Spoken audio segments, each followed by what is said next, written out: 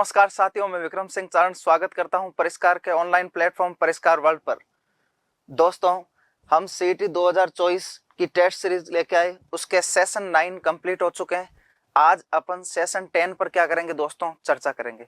दोस्तों, ये जो क्वेश्चन लेके आए हूं अत्यंत महत्वपूर्ण है दोस्तों, और ये चीज जरूर आप ध्यान रखना। इन क्वेश्चनों को बार बार आप पढ़े, एक बार नहीं बार बार पढ़े इनको।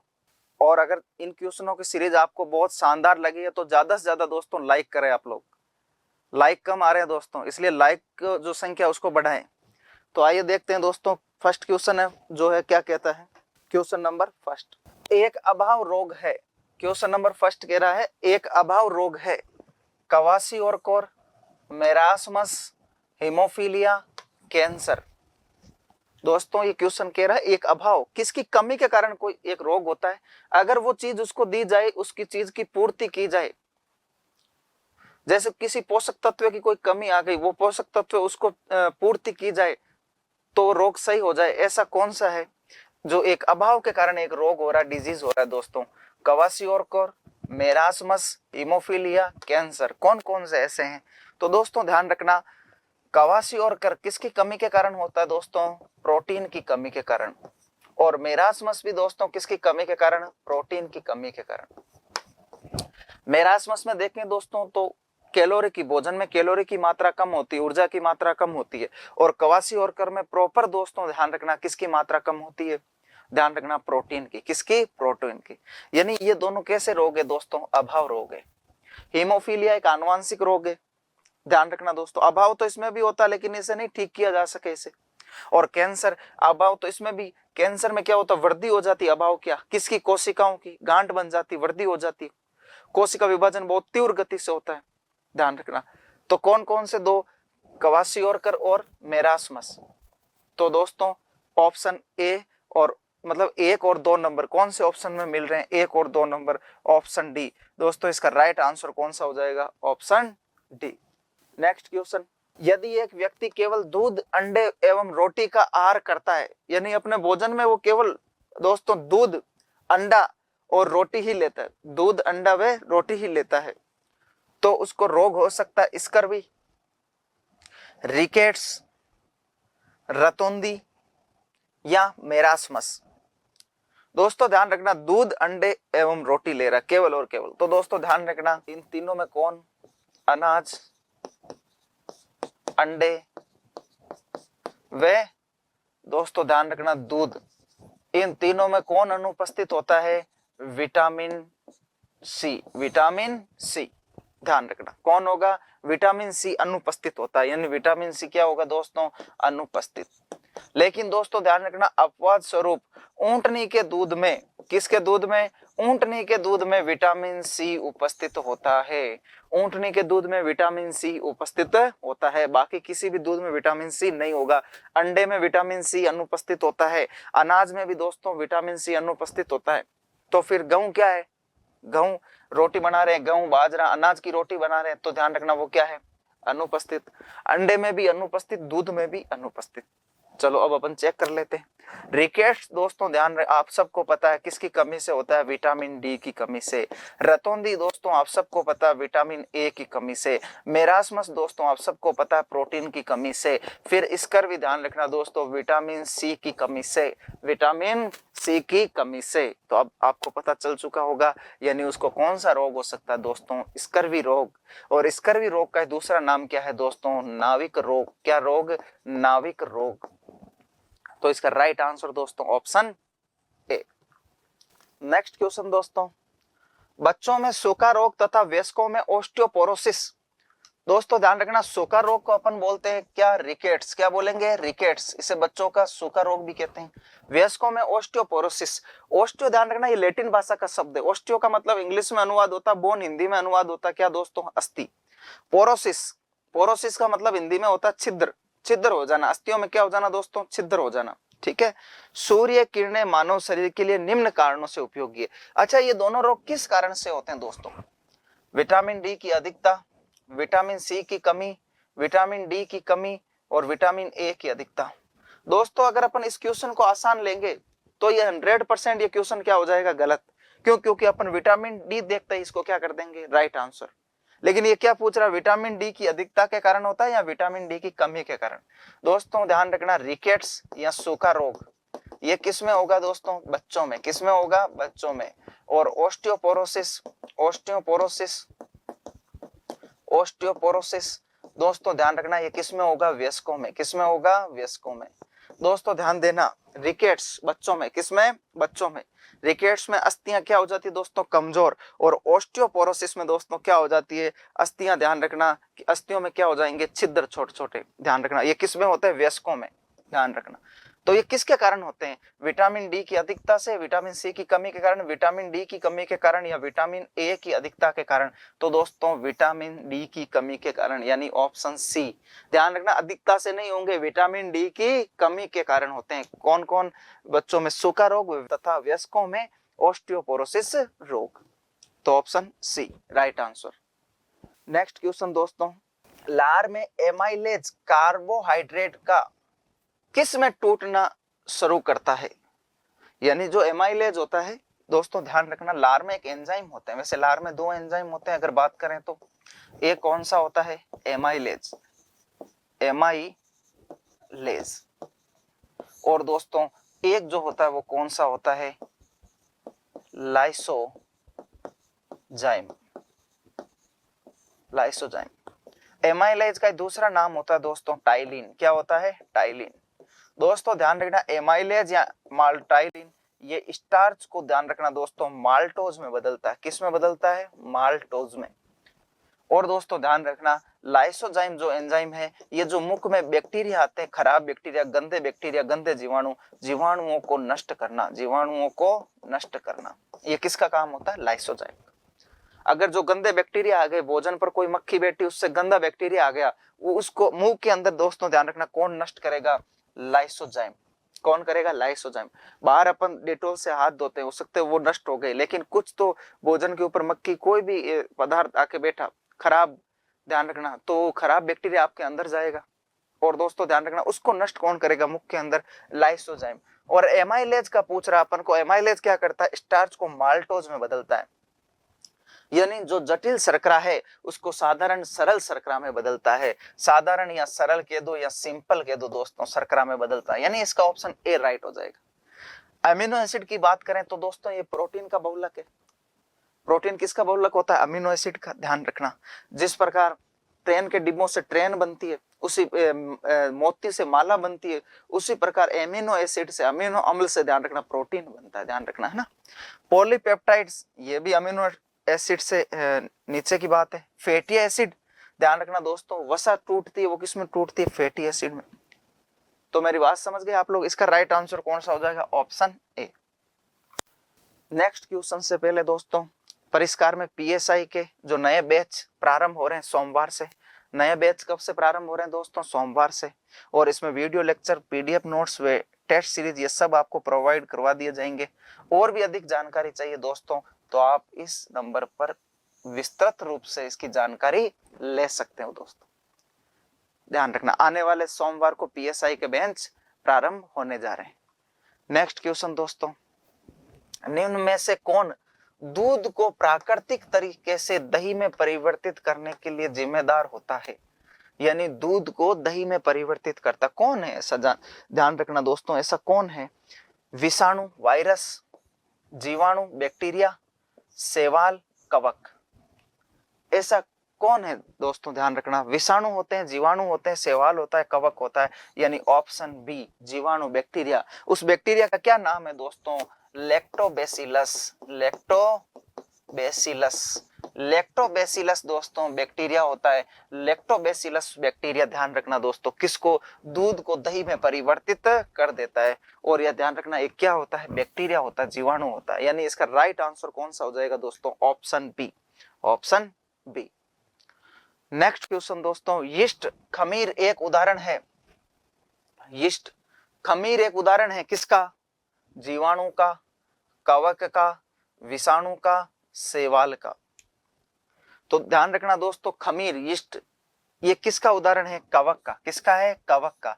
ध्यान रखना दोस्तों, यीस्ट खमीर का उपयोग किस में किया जाता है, आटे में, आटे की रोटियां ध्यान रखना, इनको इसमें किसका उपयोग किया जाता है, यीस्ट का। ये ध्यान रखना, आटे को क्या कर देता है दोस्तों, फुला देता है। क्या कर देता है, फुला देता है। और दोस्तों इससे अपन ब्रेड वगैरह भी बनाते हैं, तो इसमें कौन से कवक का उपयोग किया जाता है, यीस्ट का। किसका, यीस्ट का।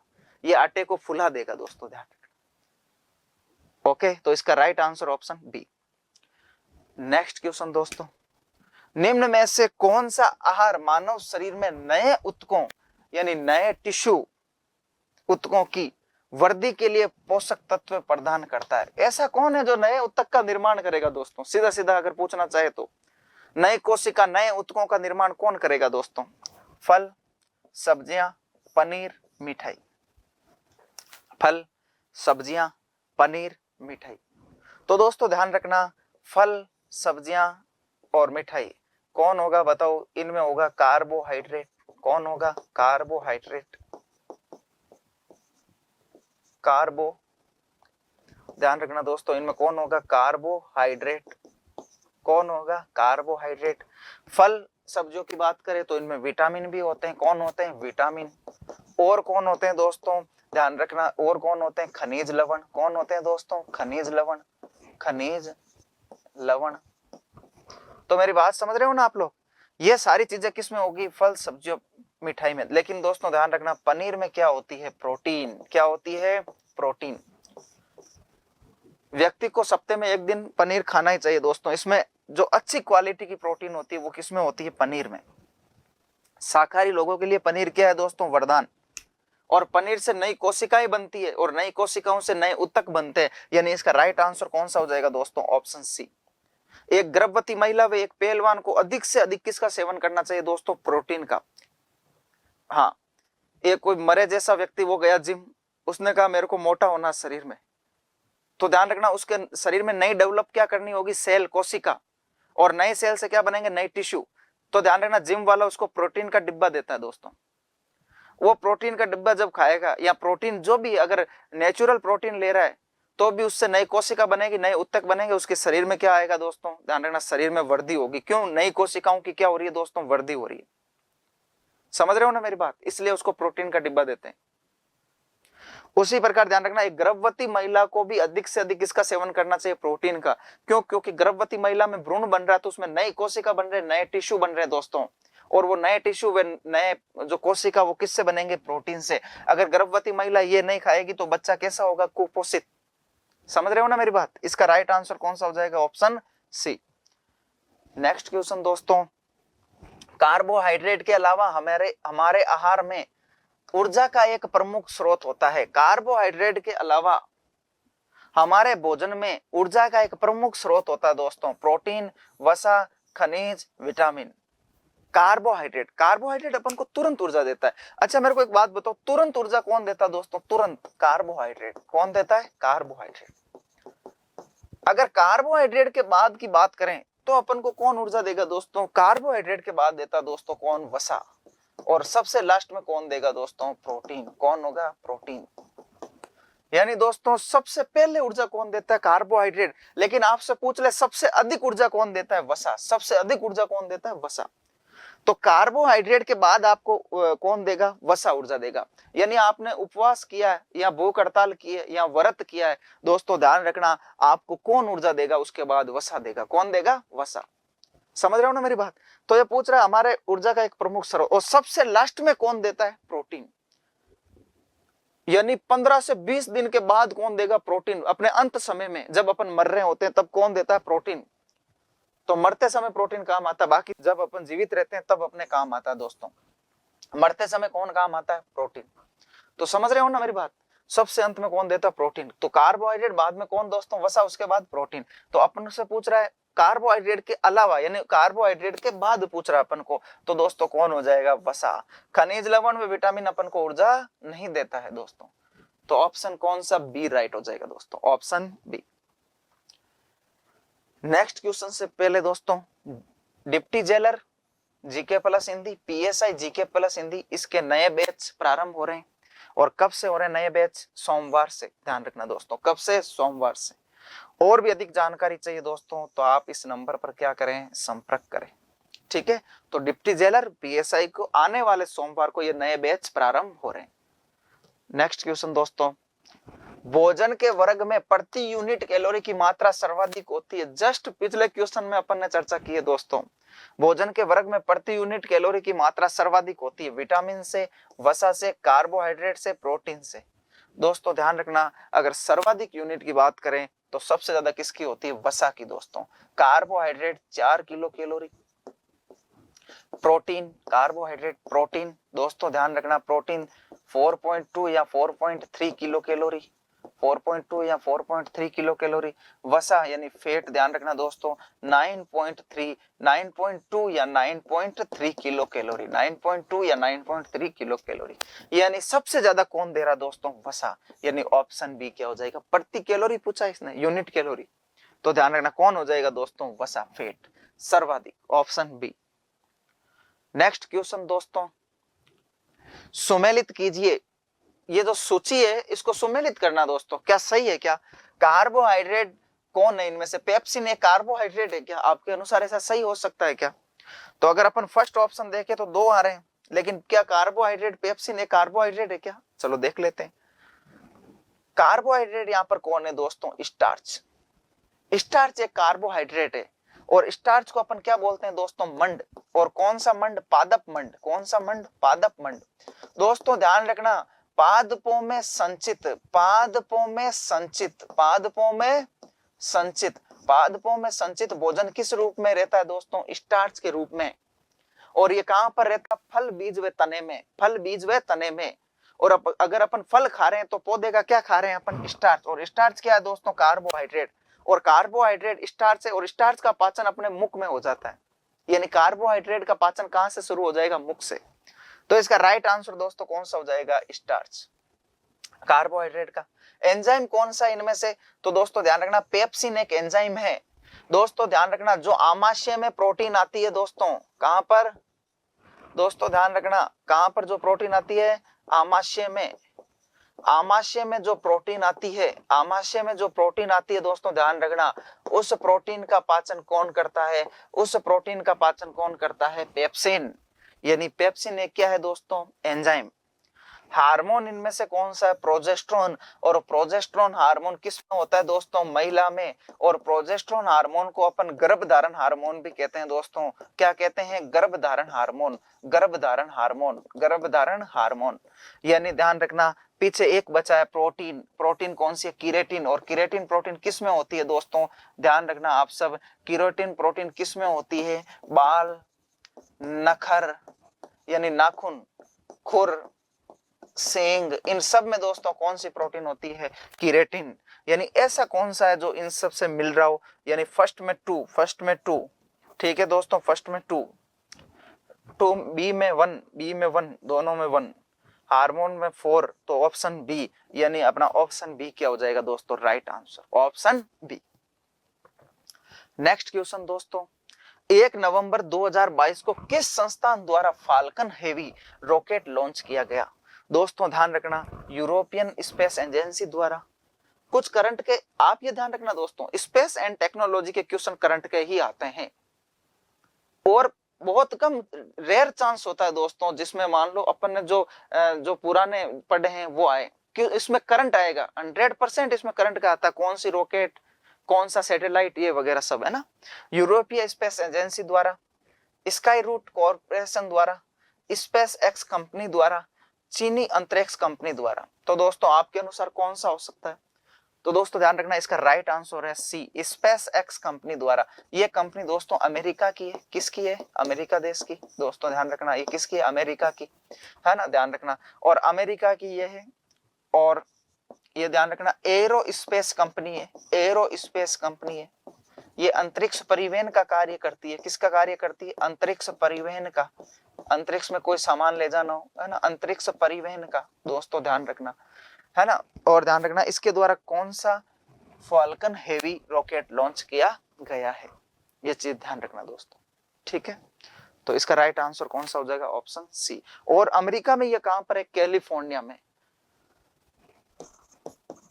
हॉर्थन, हॉर्थन कैलिफोर्निया, हॉर्थन कैलिफोर्निया में। कौन है दोस्तों? जो है स्पेस एक्स कंपनी है, ध्यान रखना। ऑप्शन सी इसका right answer. Next question, NASA व इसरो के मध्य दोहरी आवर्ती संश्लिष्ट द्वारक राडार उपग्रह प्रक्षेपण करने के लिए एक संयुक्त परियोजना है दोस्तों। कौन सी है, ध्यान रखना, निसार। कौन सी है, निसार। ऑप्शन बी निसार, है ना। कौन सी, निसार, ध्यान रखना, निसार। ये ध्यान रखना किसके द्वारा है, ये ध्यान रखना नासा व इसरो के दोनों के द्वारा है। ये ध्यान रखना, Nisar, NASA, ISRO synthetic aperture radar, ध्यान रखना दोस्तों, इसकी फुल फॉर्म हो जाएगी, है ना, निसार की। और ध्यान रखना ये निसार क्या करेगा दोस्तों, ये ध्यान रखना धरती पर निगरानी करेगा। धरती पर क्या करेगा, निगरानी। धरती पर क्या करेगा, निगरानी। धरती पर क्या करेगा दोस्तों, निगरानी करेगा। कौन, निसार।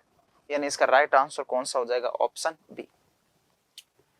नेक्स्ट क्वेश्चन से पहले दोस्तों, शिक्षक ग्रेड फर्स्ट एंड सेकंड के फर्स्ट पेपर वे सभी विषय प्रारंभ हो चुके हैं। ध्यान रखना इनके जो नए बैच प्रारंभ हो रहे हैं वो आने वाले सोमवार को। इनके नए बैच कब प्रारंभ हो रहे हैं, आने वाले सोमवार को। तो ध्यान रखना, और भी अधिक जानकारी चाहिए तो दोस्तों इस नंबर पर आप क्या करें, संपर्क करें। इस नंबर पर आप क्या करें, संपर्क। नेक्स्ट क्वेश्चन दोस्तों, निम्नलिखित में से कौन सा भारत का प्रथम निजी क्षेत्र द्वारा विकसित रॉकेट है। अच्छा, भारत का कौन सा प्रथम निजी क्षेत्र द्वारा विकसित रॉकेट है। ASLV एक्सेल, Vikrant S, Vikram S, PSLV जी। तो ध्यान रखना प्रथम निजी क्षेत्र द्वारा मेरे नाम पर आधारित है दोस्तों, विक्रम एस। कौन सा, विक्रम एस, ध्यान रखना विक्रम एस। ध्यान रखना चेन्नई से, किससे दोस्तों, चेन्नई से 115 किलोमीटर दूर, 115 किलोमीटर दूर श्री हरिकोटा, याद है ना, श्री हरिकोटा में ध्यान रखना इसे लॉन्च किया गया। कब किया गया, 22 नवंबर 2022 को। 22 नवंबर 2022 को इसे लॉन्च किया गया दोस्तों, ध्यान रखना। यह भारत का प्रथम निजी क्षेत्र द्वारा विकसित रॉकेट है। तो इसका ऑप्शन कौन सा, ऑप्शन सी क्या हो जाएगा दोस्तों, राइट आंसर। नेक्स्ट क्वेश्चन दोस्तों, वैश्विक कवरेज के लिए न्यूनतम कितने क्रियाशील अंतरिक्ष यान आवश्यक है। यानी पूरे विश्व को कवर करने के लिए न्यूनतम कितने क्रियाशील अंतरिक्ष यान आवश्यक है दोस्तों। तो ध्यान रखना ऑप्शन सी 3, 1 2 3 4 ऑप्शन है, तो ऑप्शन कौन सा हो जाएगा दोस्तों, option C. Option C right answer इसका, ऑप्शन सी। क्यों दोस्तों, ध्यान रखना 3 न्यूनतम आवश्यक है और ये पृथ्वी के केंद्र से 120 डिग्री का कोण बनाना जरूरी है, तब ये पूरे ध्यान रखना किसको, पूरे वैश्विक कवरेज कर पाएंगे दोस्तों। ओके, तो इसका राइट आंसर कौन सा हो जाएगा, ऑप्शन सी। नेक्स्ट क्वेश्चन दोस्तों, H प्लस व OH माइनस किस सिद्धांत के आधार पर समझाया जा सकता है। H प्लस व OH माइनस किस सिद्धांत के आधार पर समझाया जा सकता है। आर्हेनियस अवधारणा के आधार पर, लुईस अवधारणा के आधार पर, ब्रोंस्टेड लोरी अवधारणा के आधार पर, लुईस व ब्रोंस्टेड लोरी अवधारणा दोनों के आधार पर। तो अपन चर्चा कर लें एक बार इनकी। ब्रोंस्टेड लोरी और आर्हेनियस। ब्रोंस्टेड लोरी कहते हैं अम्ल वे होते हैं जो H प्लस आयन देते हैं, और ध्यान रखना H प्लस आयन देते हैं, H प्लस आयन देते हैं, और सार वे होते हैं जो H प्लस आयन लेते हैं, जो H प्लस आयन लेते हैं। ऐसा किसने कहा, ब्रोंस्टेड लोरी। लुईस कहता है अम्ल वे होते हैं जो एक एकल इलेक्ट्रॉन युग्म जोड़ने की क्षमता रखते हैं, ध्यान रखना ग्रहण करने की क्षमता रखते हैं, वो कौन होते हैं, अम्ल यानी ग्रहण करने की। और सार वे होते हैं जो क्या, जो ध्यान रखना देने की या प्रदान करने की क्षमता रखते हैं, ध्यान रखना। ओके, सार वो होते हैं। आर्हेनियस ने कहा था अम्ल वे होते हैं जो ध्यान रखना H प्लस आयन को क्या करते हैं, H प्लस आयन देते हैं, और सार वे होते हैं ध्यान रखना दोस्तों जो OH माइनस आयन देते हैं, OH माइनस आयन देते हैं। ये क्या पूछ रहा है, OH प्लस व OH किस में आपको मिलता हुआ लग रहा है, यानी आर्हेनियस। ऑप्शन ए क्या हो जाएगा दोस्तों, राइट आंसर। आर्हेनियस के द्वारा यह अवधारणा दी गई H प्लस व OH माइनस। ठीक है दोस्तों, इसका ऑप्शन ए राइट आंसर हो जाएगा। नेक्स्ट क्वेश्चन, बालों, नाखून, सींग, खुर में कौन सी प्रोटीन पाई जाती है। अभी अपन ने जस्ट चर्चा की है हिस्टोन, मायोसिन, ग्लूटेन, क्रिएटिन। दोस्तों हिस्टोन किस में पाई जाती है? गुणसूत्र में। किसमें? गुणसूत्र में।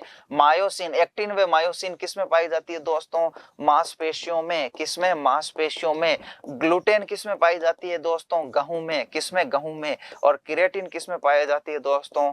बाल, नाखून, खुर और सींग में। ध्यान रखना। तो इसका right answer option D. Right answer दोस्तों ऑप्शन डी। नेक्स्ट क्वेश्चन दोस्तों, नेक्स्ट क्वेश्चन से पहले दोस्तों ध्यान रखिए, नए बैच प्रारंभ हो रहे हैं आने वाले सोमवार को। नए बैच प्रारंभ हो रहे हैं। नए बैच जो प्रारंभ हो रहे हैं वो कब हो रहे हैं? आने वाले सोमवार को। सीईटी, पटवार व एलडीसी के दोस्तों ध्यान रखना। और ये छोटे बैच होंगे और क्वालिटी एजुकेशन होगा दोस्तों। तो समझ रहे हो ना मेरी बात?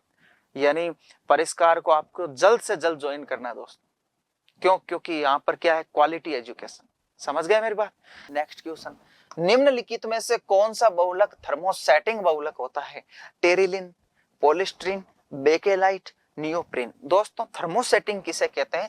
थर्मोसेटिंग कहते हैं दोस्तों जिसे अपन एक बार ही किसी आकार में ढाल सकते हैं। एक बार ही अपन किसी आकार में ढाल सकते हैं। इसे इच्छित प्रकार से बार बार इसे आकृति में नहीं डाल सकते, इसे एक बार ही डाल सकते हैं। ठीक है। टेरिलिन दोस्तों ध्यान रखना एक क्या होता है?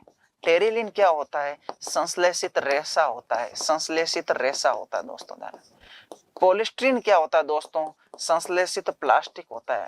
संश्लेषित प्लास्टिक होता है और इसका उपयोग किसमें? कपड़ों को चिकना बनाने में किया जाता है। ठीक है दोस्तों।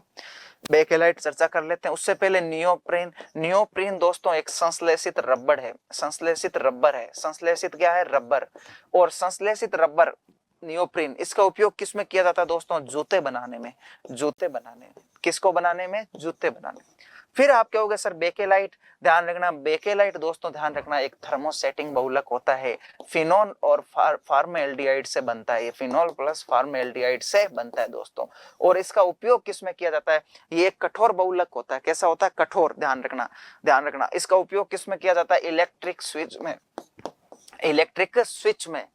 ध्यान रखना इलेक्ट्रिक स्विच में। और ये कठोर होता है, इसमें करंट भी नहीं आता। इलेक्ट्रिक जो स्विच बनते हैं वो कठोर होते हैं दोस्तों। वो किससे बनते हैं? थर्मोसेटिंग बहुलक के किससे? बेकेलाइट से। यानी ऑप्शन सी इसका क्या हो जाएगा दोस्तों? Right answer option C. Next question दोस्तों 292, चींटी द्वारा काटे जाने पर जलन होने का क्या कारण है? कौन सा अम्ल है जो चींटी के द्वारा काटने पर जलन करवाता है? Citric, sulphuric, nitric, formic. दोस्तों आप सबको पता है फॉर्मिक अम्ल, फॉर्मिक एसिड। अगर चींटी के द्वारा काटने पर जो जलन होती है वो किसके द्वारा होती है दोस्तों? फॉर्मिक अम्ल के कारण। दोस्तों किसके कारण? फॉर्मिक अम्ल के कारण। तो इसका राइट आंसर दोस्तों कौन सा हो जाएगा? Option D. नेक्स्ट क्वेश्चन दोस्तों, कौन से जीवाणु में सुजाक रोग होता है? कौन से जीवाणु से सुजाक रोग होता है? दोस्तों कौन से बैक्टीरिया से सुजाक रोग होता है? Mycobacterium tuberculosis, कोरोनाबैक्टीरियम diphtheriae, Mycobacterium leprae और निसेरेरिया गोनेरियाई। तो दोस्तों ध्यान रखना सुजाक रोग का दूसरा नाम होता है गोनेरिया। क्या होता है? गोनेरिया। गोनेरिया रोग ध्यान रखना दोस्तों एक यौन संक्रमण रोग है। कैसा रोग है? यौन संक्रमण यानी लैंगिक संक्रमण। लैंगिक संक्रमण यानी ये कैसा रोग है दोस्तों? एसटीडी रोग है। एसटीडी लैंगिक संक्रमण रोग को क्या बोलते हैं? एसटीडी। ध्यान रखना है ना। अब सुनना दोस्तों, ध्यान देना सबके सब। तो ध्यान रखना दोस्तों माइकोबैक्टीरियम ट्यूबरकुलोसिस ये किसका बैक्टीरिया होता है दोस्तों? ध्यान रखना ये होता है टीबी का। किसका? टीबी का। कोरोनाबैक्टीरिया डिप्थीरिया ध्यान रखना ये किसका होता है? डिप्थीरिया का। किसका होता है? डिप्थीरिया का। माइकोबैक्टीरियम लेप्री ये किसका होता है दोस्तों? कुष्ठ। कुष्ठ या कोड बोल दो, कुष्ठ या कोड रोग। कोड रोग। निसेरेरिया गोनेरियाई दोस्तों ध्यान रखना ये किसका होता है? गोनेरिया का।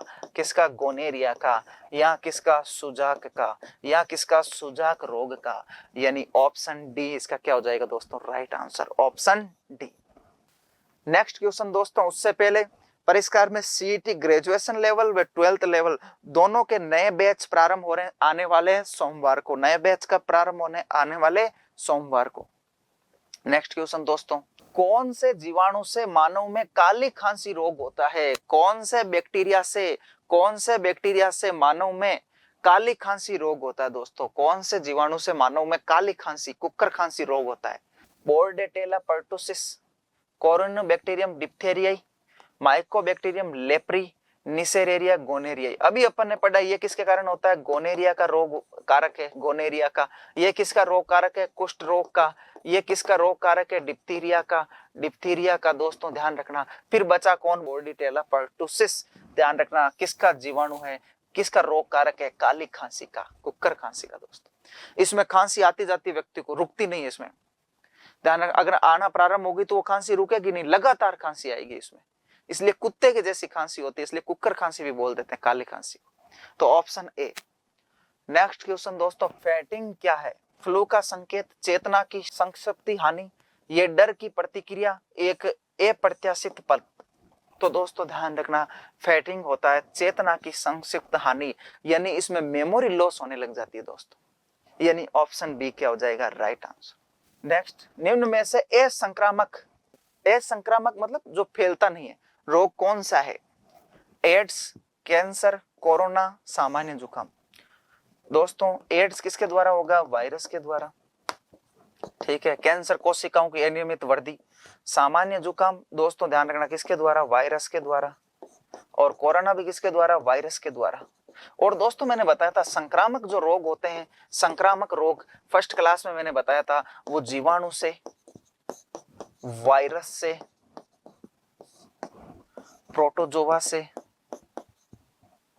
यानी प्लाज्मोडियम, ध्यान रखना, और कवक से, इनके द्वारा जो रोग हो रहे हैं दोस्तों ध्यान रखना, वो सब के सब रोग कैसे होंगे, वो संक्रामक होंगे, फैलने वाले रोग होंगे।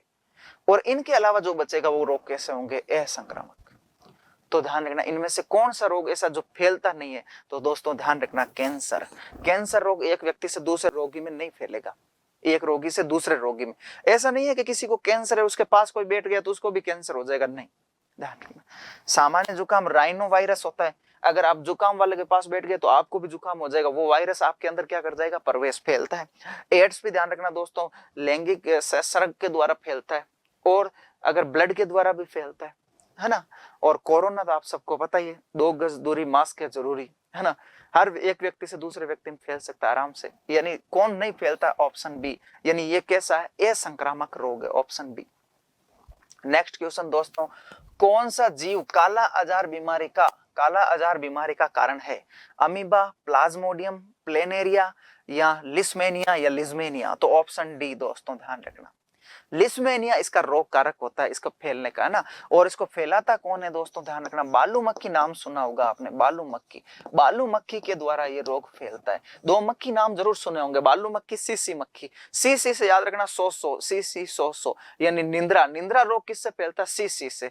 और बालू से कौन फैलेगा दोस्तों, कालाजार।